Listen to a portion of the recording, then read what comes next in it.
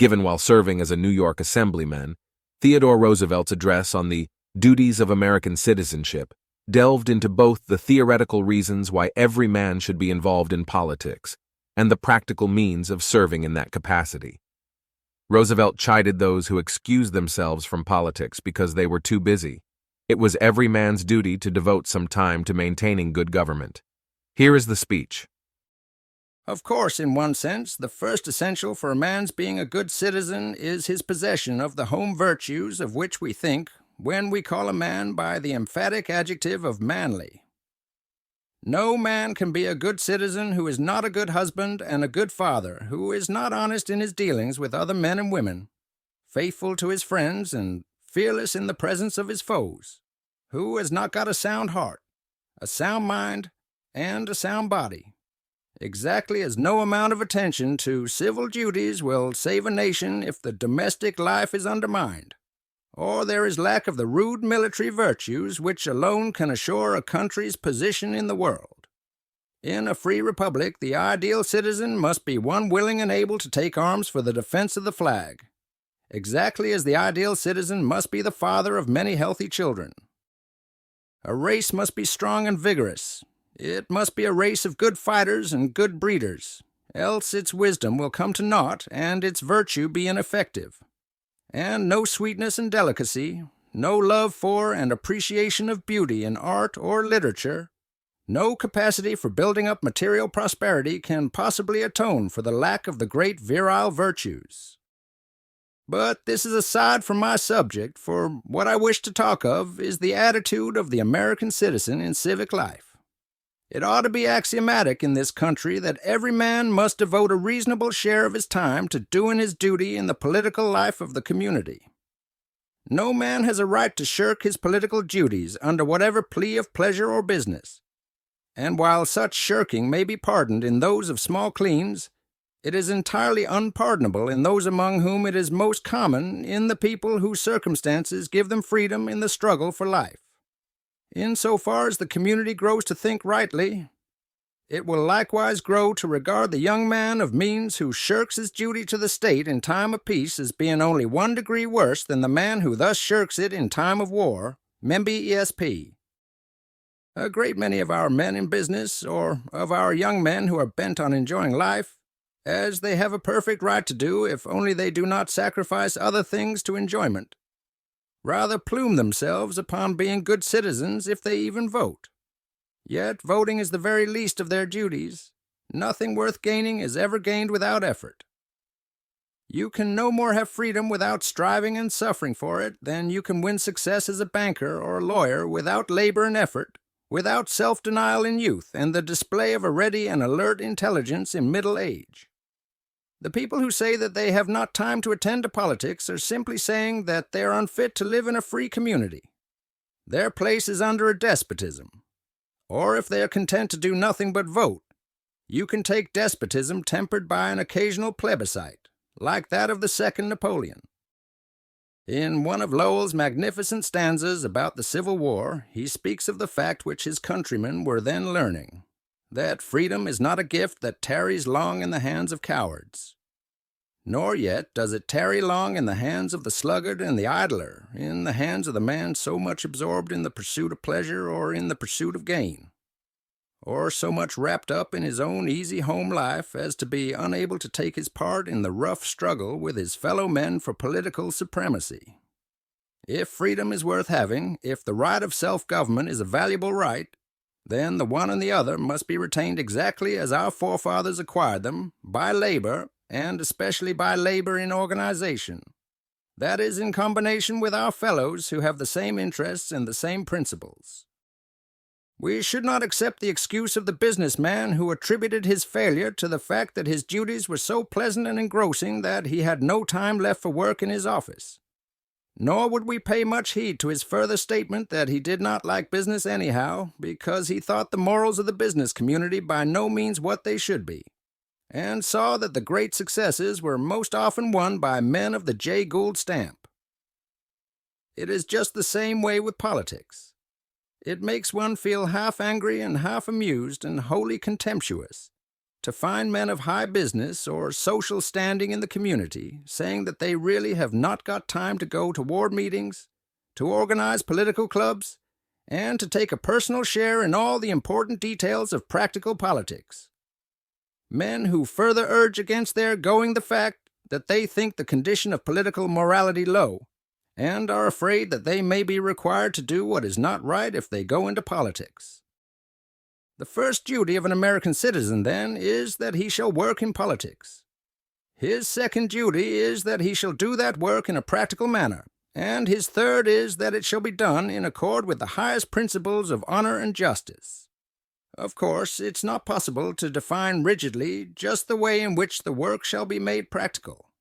Each man's individual temper and convictions must be taken into account. To a certain extent, his work must be done in accordance with his individual beliefs and theories of right and wrong. To a yet greater extent, it must be done in combination with others, he yielding or modifying certain of his own theories and beliefs, so as to enable him to stand on a common ground with his fellows who have likewise yielded or modified certain of their theories and beliefs. There is no need of dogmatizing about independence on the one hand or party allegiance on the other.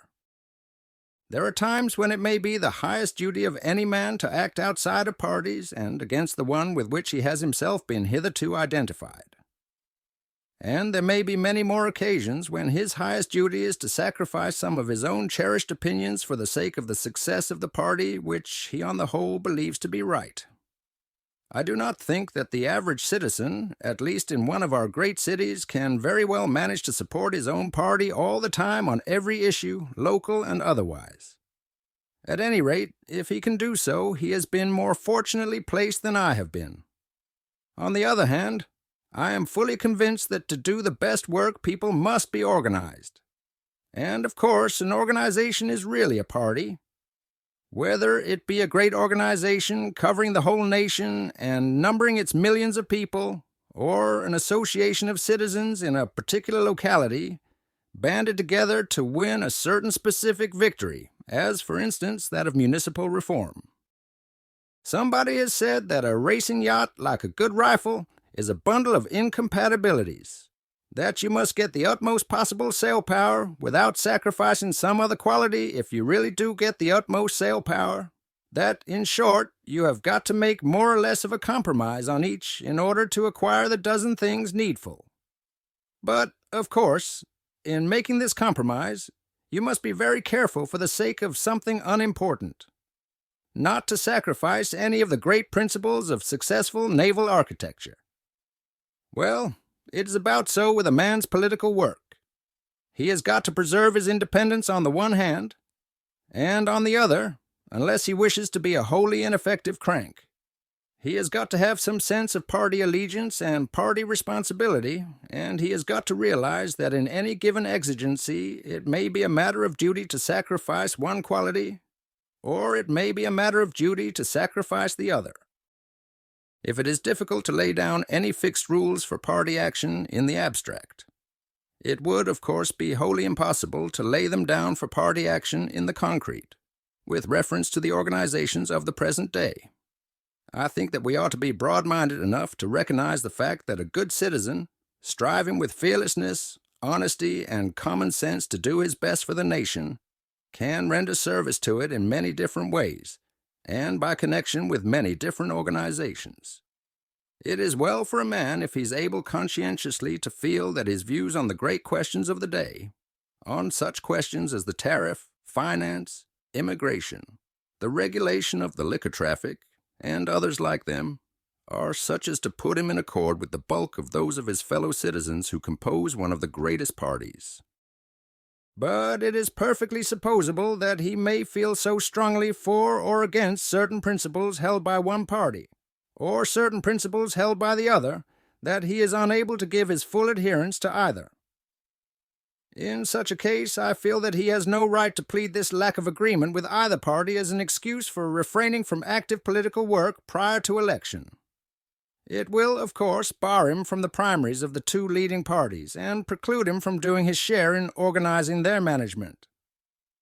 But, unless he's very unfortunate, he can surely find a number of men who are in the same position as himself and who agree with him on some specific piece of political work, and they can turn in practically and effectively long before election to try to do this new piece of work in a practical manner.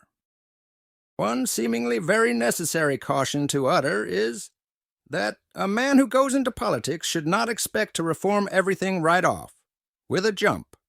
I know many excellent young men who, when awakened to the fact that they have neglected their political duties, feel an immediate impulse to form themselves into an organization which shall forthwith purify politics everywhere, national, state, and city alike. And I know of a man who, having gone round once to a primary, and having, of course, been unable to accomplish anything in a place where he knew no one, and could not combine with anyone, returned saying it was quite useless for a good citizen to try to accomplish anything in such a manner. To these too hopeful or too easily discouraged people, I always feel like reading Artemus Ward's article upon the people of his town who came together in a meeting to resolve that the town should support the Union and the Civil War, but were unwilling to take any part in putting down the rebellion unless they could go as brigadier generals. After the Battle of Bull Run, there were a good many hundreds of thousands of young men in the North who felt it to be their duty to enter the Northern armies. But no one of them who possessed much intelligence expected to take high place at the outset, or anticipated that individual action would be of decisive importance in any given campaign. He went in as private or sergeant, lieutenant or captain, as the case might be, and did his duty in his company, in his regiment, after a while in his brigade.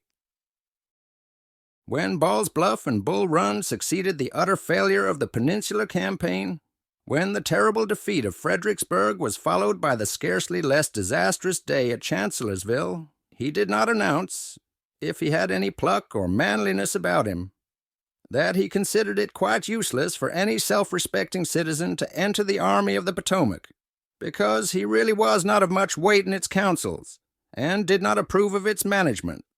He simply gritted his teeth and went doggedly on with his duty, grieving over but not disheartened at the innumerable shortcomings and follies committed by those who helped to guide the destinies of the army, recognizing also the bravery, the patience, intelligence, and resolution with which other men in high places offset the follies and shortcomings, and persevering with equal mind through triumph and defeat, until finally he saw the tide of failure turn at Gettysburg, and the full flood of victory come with Appomattox.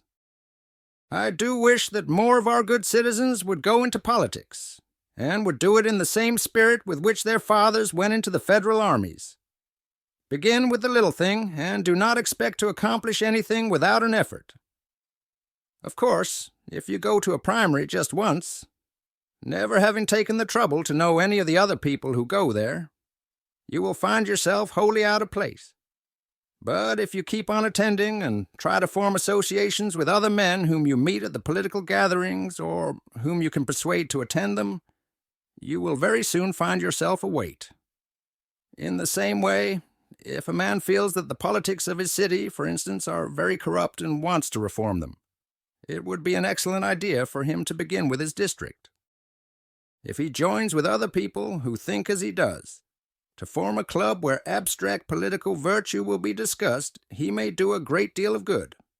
We need such clubs, but he must also get to know his own ward or his own district, put himself in communication with the decent people in that district, of whom we may rest assured there will be many willing and able to do something practical for the procurance of better government. Let him set to work to procure a better assemblyman or a better alderman before he tries his hand at making a mayor, a governor, or a president. If he begins at the top, he may make a brilliant temporary success, but the chances are 1,000 to 1 that he will only be defeated eventually. And in no event will the good he does stand on the same broad and permanent foundation as if he had begun at the bottom. Of course, 1 or 2 of his efforts may be failures, but if he has the right stuff in him, he will go ahead and do his duty irrespective of whether he meets with success or defeat. It is perfectly right to consider the question of failure while shaping one's efforts to succeed in the struggle for the right. But there should be no consideration of it whatsoever when the question is as to whether one should or should not make a struggle for the right. When once a band of 150 or 200 honest, intelligent men who mean business and know their business is found in any district, whether in one of the regular organizations or outside, you can guarantee that the local politicians of that district will begin to treat it with a combination of fear, hatred, and respect, and that its influence will be felt. And that while sometimes men will be elected to office in direct defiance of its wishes, more often the successful candidates will feel that they have to pay some regard to its demands for public decency and honesty. But in advising you to be practical and to work hard, I must not for one moment be understood as advising you to abandon one iota of your self-respect and devotion to principle. It is a bad sign for the country to see one class of our citizens sneer at practical politicians and another at Sunday school politics. No man can do both effective and decent work in public life unless he is a practical politician on the one hand, and a sturdy believer in Sunday school politics on the other. He must always strive manfully for the best, and yet, like Abraham Lincoln, must often resign himself to accept the best possible. NBSP. Of course, when a man verges on to the higher ground of statesmanship, when he becomes a leader, he must very often consult with others and defer to their opinion, and must be continually settling in his mind how far he can go in just deference to the wishes and prejudices of others while yet adhering to his own moral standards. But I speak not so much of men of this stamp as I do of the ordinary citizen who wants to do his duty as a member of the Commonwealth in its civic life. And for this man I feel that the one quality which he ought always to hold most essential is that of disinterestedness. If he once begins to feel that he wants office himself, with a willingness to get it at the cost of his convictions or to keep it when gotten, at the cost of his convictions his usefulness is gone. Let him make up his mind to do his duty in politics without regard to holding office at all, and let him know that often the men in this country who have done the best work for our public life have not been the men in office. If, on the other hand, he attains public position, let him not strive to plan out for himself a career. I do not think that any man should let himself regard his political career as a means of livelihood, or as his sole occupation in life. For if he does, he immediately becomes most seriously handicapped. The moment that he begins to think how such and such an act will affect the voters in his district, or will affect some great political leader who will have an influence over his destiny, he is hampered and his hands are bound. Not only may it be his duty often to disregard the wishes of politicians, but it may be his clear duty at times to disregard the wishes of the people. The voice of the people is not always the voice of God, and when it happens to be the voice of the devil, then it is a man's clear duty to defy its behests. Different political conditions breed different dangers. The demagogue is as unlovely a creature as the courtier, though one is fostered under republican and the other under monarchical institutions. There is every reason why a man should have an honorable ambition to enter public life, and an honorable ambition to stay there when he's in. But he ought to make up his mind that he cares for it only as long as he can stay in it on his own terms, without sacrifice of his own principles.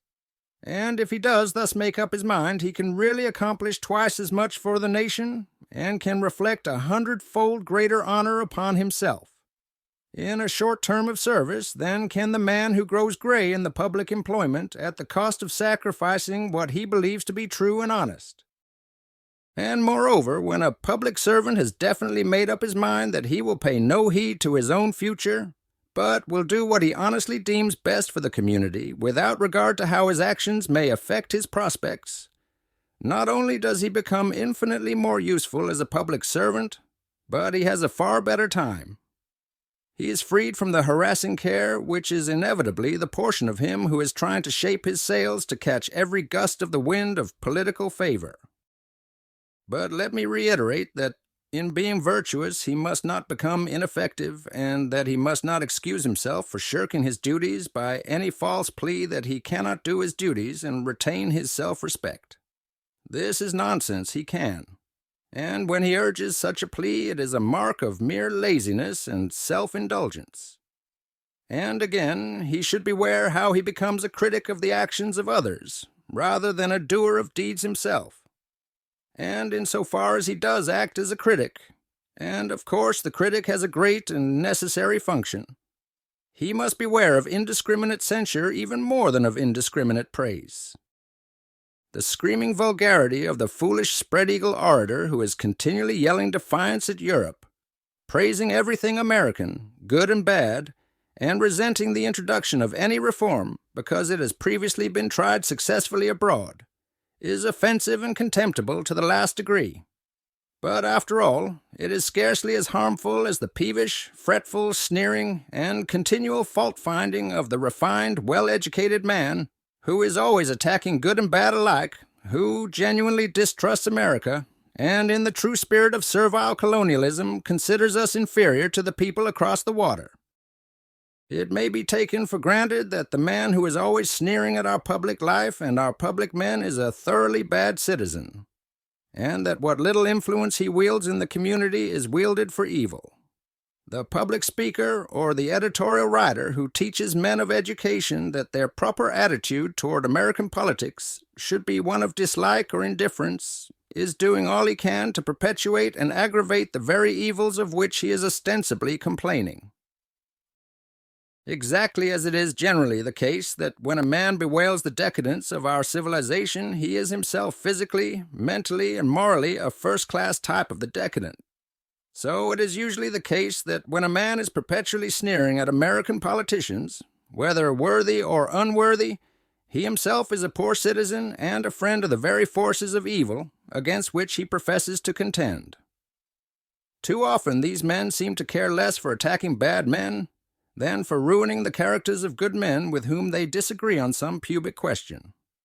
And while their influence against the bad is almost nil, they are sometimes able to weaken the hands of the good by withdrawing from them support to which they are entitled, and they thus count in the sum total of forces that work for evil. They answer to the political prohibitionist who, in a close contest between a temperance man and a liquor seller, diverts enough votes from the former to elect the liquor seller. Occasionally it is necessary to beat a pretty good man, who is not quite good enough, even at the cost of electing a bad one. But it should be thoroughly recognized that this can be necessary only occasionally and indeed, I may say, only in very exceptional cases, and that as a rule where it is done, the effect is thoroughly unwholesome in every way, and those taking part in it deserve the severest censure from all honest men. Moreover, the very need of denouncing evil makes it all the more wicked to weaken the effect of such denunciations by denouncing also the good. It is the duty of all citizens, irrespective of party, to denounce, and, so far as may be, to punish crimes against the public on the part of politicians or officials. But exactly as the public man who commits a crime against the public is one of the worst of criminals, so, close on his heels in the race for iniquitous distinction, comes the man who falsely charges the public servant with outrageous wrongdoing, whether it is done with foul-mouthed and foolish directness in the vulgar and violent party organ, or with sarcasm, innuendo, and the half-truths that are worse than lies, in some professed organ of independence. NEBSP. Not only should criticism be honest, but it should be intelligent in order to be effective.